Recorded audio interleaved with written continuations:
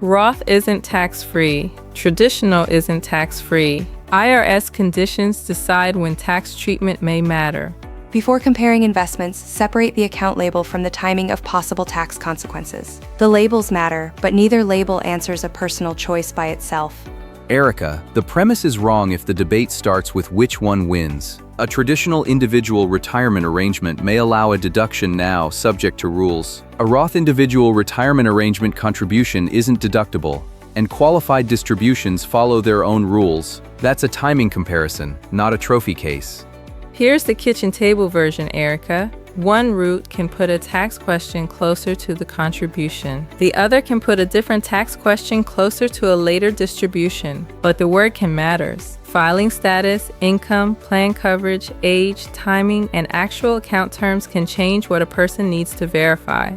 The Internal Revenue Service says traditional contributions may be fully or partly deductible depending on filing status and income. It also says Roth contributions aren't deductible and qualified distributions aren't included in income. Those statements are deliberately narrower than the slogans people repeat online. A deduction isn't a guarantee that every saver receives the same current result, and a qualified distribution isn't shorthand for skipping every condition that comes before it. The useful habits to circle the verb in the question: contribute, distribute, convert, or choose a workplace plan election. Then circle the container. A person comparing an individual retirement arrangement with a payroll screen option may be asking two different rule systems to answer one vague sentence. That's why we will keep returning to documents, not slogans. So nobody gets to say tax-free and stop talking? Exactly. Qualified is doing real work in that sentence. We aren't calculating anyone's return today. We're learning the words that tell a viewer when to pause, open the current IRS guidance, and ask a plan administrator, broker, or tax professional a precise question. Keep one open loop with us. A Roth option inside a workplace plan and a Roth IRA can sound interchangeable. Which tax question belongs before you compare labels? Coming up, we separate eligibility, the governing container, and the conversion question before the label sends someone looking in the wrong document. Quick, honest ask while we are here. If this has been worth your time so far, hit like, then subscribe, and ring the bell. I know everyone asks, but this one is free, and it is how a small channel like this actually grows.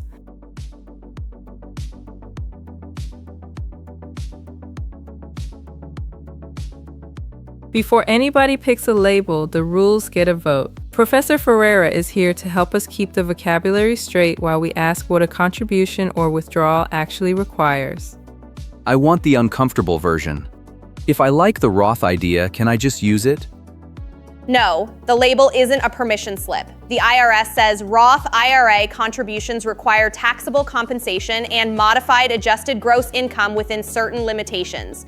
That's why a current eligibility check belongs before a contribution decision, not after a confident online explanation. The official page on stage makes the first distinction visible.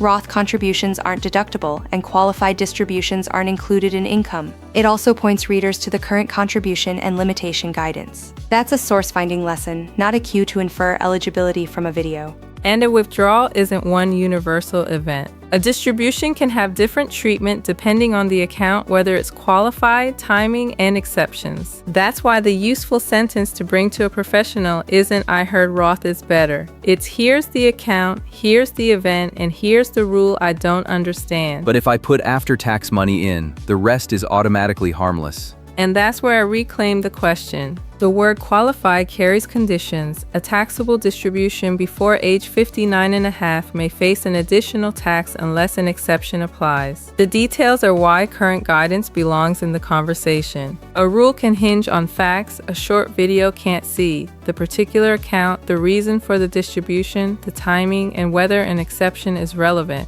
So a good learner doesn't walk away with an answer pasted onto every withdrawal. They walk away able to say, "I need to know whether this distribution is qualified and which rule applies to this account." That's a much safer starting point for a bank, broker, plan administrator, or tax professional to respond to. This is step 5 of the investment map. Read the terms. A tax label isn't a substitute for the eligibility, distribution, and plan rules attached to the actual account. The strongest case for slowing down is that a small vocabulary difference can change the next question entirely.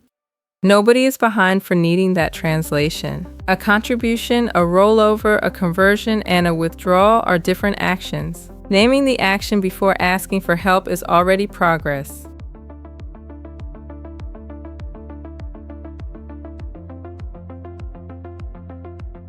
Before we get to a conversion, the workplace Roth option isn't automatically the same as a Roth IRA. The labels overlap, but the container and its documents can be different. If both say Roth, why not treat them as the same drawer with different logos? Because the documents answer different questions. An individual retirement arrangement is opened with a financial institution. An employer plan is governed by a plan document and can have its own investment menu, matching formula, enrollment process, and administrative terms. A designated Roth account can exist inside a qualifying employer plan. It isn't merely another name for a Roth IRA. That difference matters when somebody searches a rule. An IRA page may tell you about an IRA contribution, while the Workplace Benefits portal may be answering how a payroll election works under that employer's plan. Neither source is automatically wrong. They're answering different questions. If a benefits screen names a match, find the plan materials before treating the word Roth as the whole instruction. If an account is held at a bank or broker, ask for the document that governs that individual account.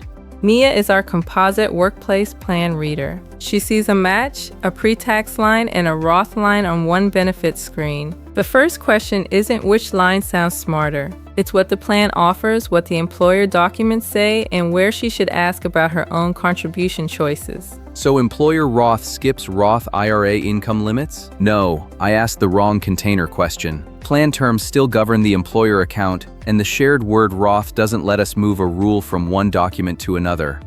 Finrear. If you only hold one phrase from this scene, hold this. Same label, different container. That phrase keeps a viewer from comparing an individual retirement arrangement webpage with a workplace plan election screen as if they're governed by one document.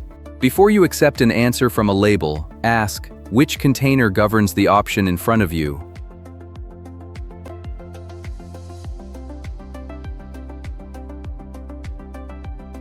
Professor Ferreira has already given us 2 reasons not to treat a conversion button like a personality test. The next one is the tax event hidden inside the word conversion.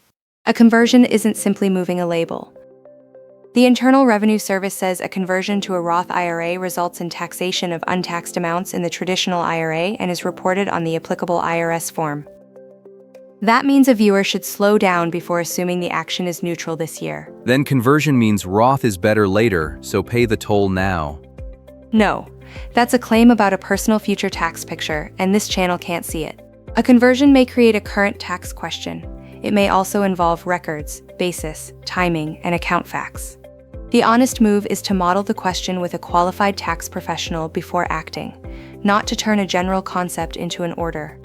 The strongest case for researching a conversion isn't fear, it's precision.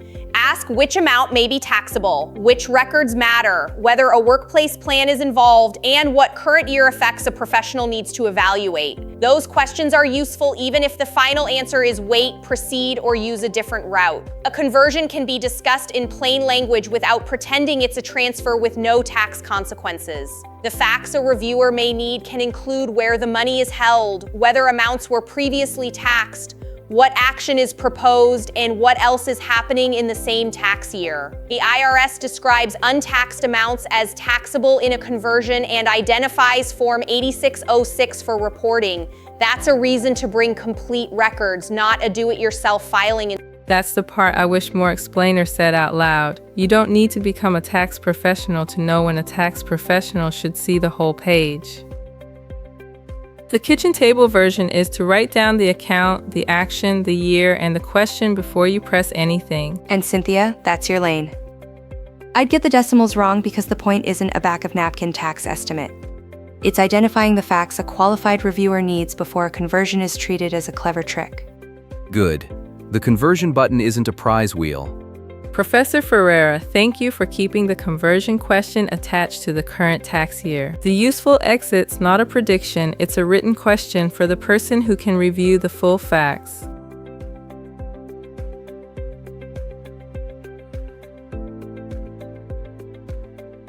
Neither Roth nor traditional is a personality type. They're account labels with different tax timing, eligibility, distribution, and plan questions. Start with the timing question.